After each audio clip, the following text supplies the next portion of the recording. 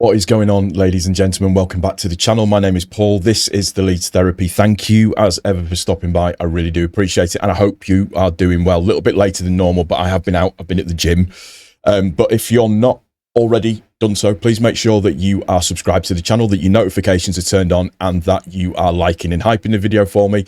If you are listening to the audio version of this, just make sure that you are liking it for me and you're following us on Apple and also on Spotify as well. So, game finishes 1-1, Scum win on penalties. I'm not overly bothered by the penalty side of things. What I'm more bothered about is how we performed during the 90 minutes. And hands up, confession, I didn't get to watch the game. I was busy this evening. I was out and about doing stuff and I had to go to the gym as well, but I was keeping abreast of everything online, just reading bits and pieces. So I've got a drawn up script for just the overall game itself and the atmosphere of it, and etc., so on and so forth. So hopefully that's going to run quite okay. I've got some nice pictures to go with it as well, so hopefully you like all of that side of stuff, the usual things that we do. So I'm basically just going to drop straight into this, and yeah, let me know what you think after we have finished. So, Leeds take Manchester United, or Scum, not going to call them United, all the way in an unforgettable night in Dublin. Let's get one thing straight from the beginning. This was a friendly, apparently. Try telling that to the 80,000 plus people inside Croke Park. Try telling that to the Leeds fans who had travelled across the Irish Sea. And most importantly, try telling that to the players when Scum and Leeds United walked out in front of one of the biggest crowds either club will experience during pre-season. This wasn't Ellen Road. This wasn't that dump Old Trafford. It was Croke Park. But somehow it still felt like Leeds United against Scum. And from a Leeds perspective, there was plenty to be encouraged about. The game finished 1-1 after 90 minutes before the Boyle Sports Cup was decided by penalties. Boyle Sports Cup champions will never sing that, and thank God that that's the case. The first thing that struck you wasn't the football, it was the atmosphere. Croke Park was absolutely bouncing. More than 80,000 supporters packed into the famous Dublin venue, creating a spectacular backdrop for a fixture that has always had an edge to it. The Leeds supporters were in full voice. Songs, flags, scarves, and that unmistakable feeling that despite the word friendly appearing on the fixture list, nobody really wanted to lose this one. The rivalry doesn't disappear simply because there aren't 3 Premier League points at stake, and Leeds certainly didn't look like a team that had travelled to Dublin simply to make up the numbers. Leeds started brightly and were prepared to take the game to Scum. The pressing was aggressive, the players were willing to compete for every ball, and there was a real intensity about the opening stages. But Manchester United have quality, and eventually that quality told. 16 minutes, United... I need to stop doing that. Scum strike first. Brian Mbeumo produced a moment of quality, creating the opening for Xerxes. The Dutchman finished well, and Scum had the lead. Scum 1, Leeds 0. From a Leeds perspective, there was frustration. The goal came from a situation where Leeds weren't looking after the space and Scum were able to exploit it. And it was a reminder that Leeds cannot afford defensive lapses against Premier League opposition. But what mattered was how Leeds reacted, and the response was excellent. Just 13 minutes later, Leeds were level. And once again, Brendan Aronson was at the centre of it. Daniel James provided the dangerous delivery, and Aronson produced the finish, 1-1. Cue absolute chaos among the Leeds supporters, and that was probably one of the most encouraging aspects of the evening. Leeds had conceded against Scum. They didn't panic, they didn't retreat, they went straight back at them. Aronson goal was another reminder that when the American is confident, aggressive, and playing on the front foot, he can be a very dangerous player. His energy was infectious. He pressed, he ran, he carried the ball, and he looked like a player who genuinely wanted to make something happen. For me, in that first half, Aronson was the Leeds stand-out outfield player. Then, there was James Trafford. And if you're a Leeds fan, you're going to enjoy watching this guy. The new goalkeeper looked confident throughout the game. His shot stopping was impressive, but it was his overall presence that caught the eye. He looked comfortable with the ball. He was willing to take responsibility. His distribution was composed. And when Scum threatened, Trafford looked capable of producing the saves required to keep Leeds in this game. There is obviously a long way to go. One pre-season game doesn't suddenly solve every goalkeeping problem Leeds have had over the years, but you can't ignore what you saw. Trafford looked like a goalkeeper who belongs at this level, and that is really encouraging. Daniel James causes problems. The Welshman was a constant outlet for Leeds, and his pace gave United something to worry about. His delivery for Aronson's goal was particularly important. There were moments when the final ball wasn't quite there, but the threat was obvious. Whenever James got space, Scum had to start thinking about defending the space behind them, and that's something Leeds can use this season. There were encouraging signs from Muramovic as well. The defender looked composed in possession and wasn't afraid to get involved physically. He showed aggression when required and looked increasingly comfortable as the game progressed. Was everything perfect? No. The Leeds defence still had moments where it looked vulnerable, but that's exactly what pre-season is for. Muramovic is still settling into the team, and there was enough here to suggest Leeds may have picked up a very, very interesting player. One of the big positives was Reece Chadwick. There are games where young players can easily disappear. The occasion can become too big, the opposition can intimidate them, the atmosphere can get to them, but Chadwick showed personality. He was willing to get involved and wasn't afraid to take responsibility. There were mistakes, naturally, but that's part of development. What matters is that he looked like a player who could potentially push himself into the first team conversation, and performances like this will only help. The second half became increasingly open. Both managers made changes. Players started to tire. The game lost some rhythm of the opening 45 minutes, but it never lost its intensity. There was also plenty of good work in midfield, with Tanaka putting in the sort of performance that doesn't necessarily make the highlight reel, but will please Farke. He worked tirelessly, covered ground, and helped Leeds remain competitive. Apologies for the interruption, just need to have a quick word with you. Again, we are talking about the ever-wonderful Holy, that is. I'm on the lemon hydration. I need the hydration after today, I will definitely say that. So as I mentioned before, we are partnered with Holy now.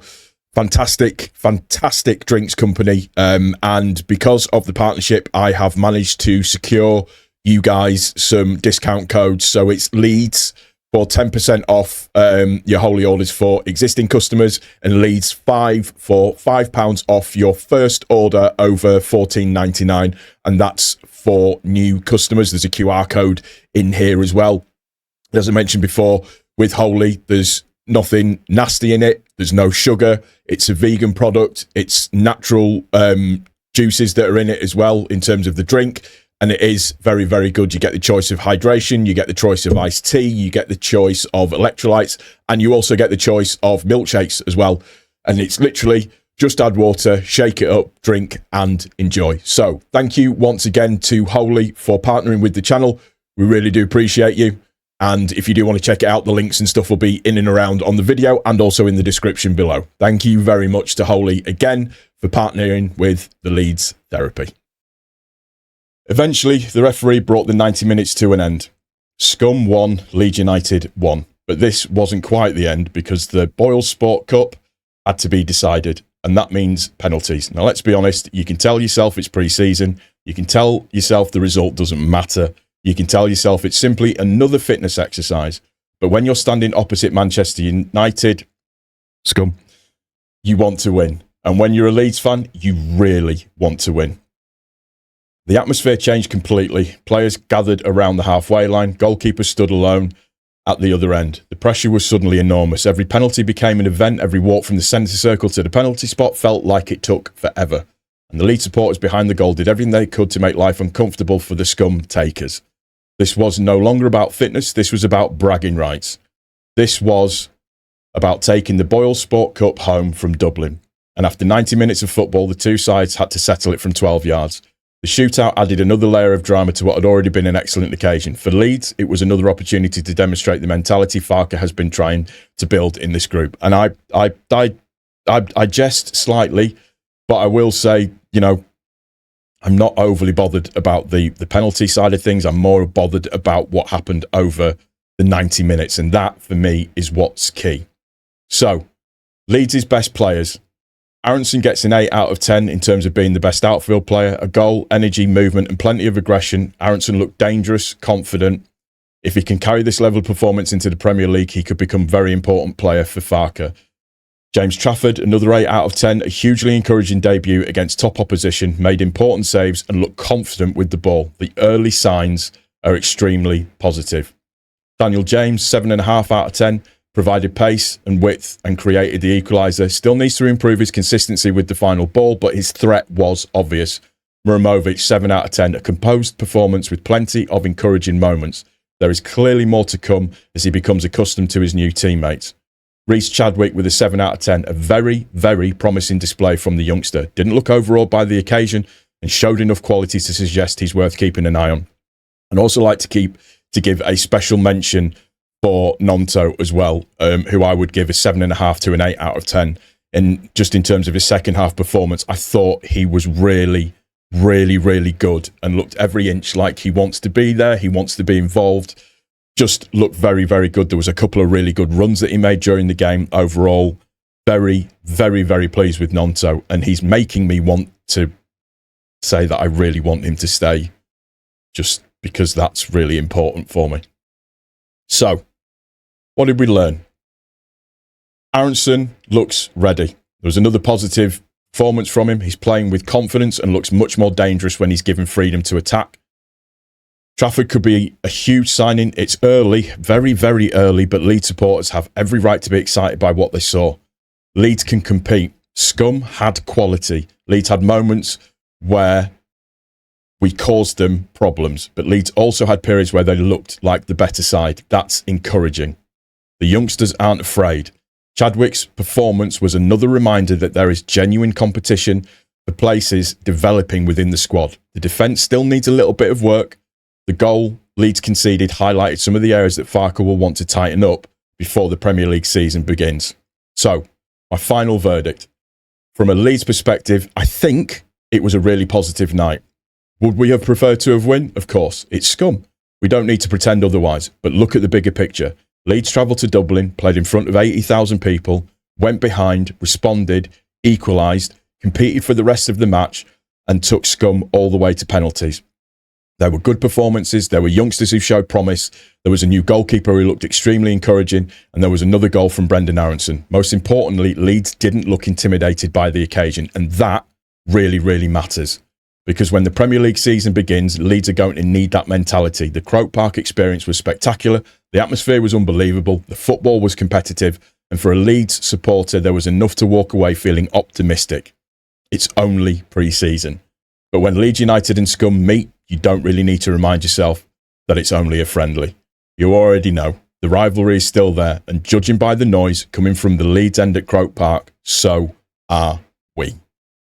So, that is my review of the game. Hopefully it made sense and hopefully you like it. Like I said, special mention for Nonto in that game. I really, really think, given the opportunity, he has a position to play in the squad, but it's whether or not he's still going to be here at the start of the season. Barker did touch on in his post-match interview about Bornau, and I think the whole thing with Bornau is that he just wants to play football. So if that's the case, then it might be time for him to move on, even though he's only been here for a year. And I've really been impressed with what I've seen from Bornau in this pre-season so far. So it'll be sad to see him go, and it doesn't really make a lot of sense. But if a player wants to play and he doesn't want to just to be bit part, you can't blame him for that, I suppose. It was interesting to see that Trafford as well picked up the Boyle Sports man of the match after only playing half.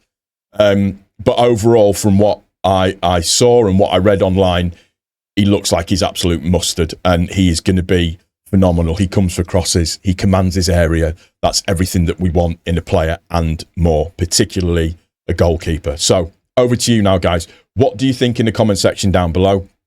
How do you feel about the performance overall? Let me know. This is your comment section as much as it is mine. And like I always say, there's no wrong opinions on this. Just don't do any personal attacks or anything like that. Just keep it civil between yourselves.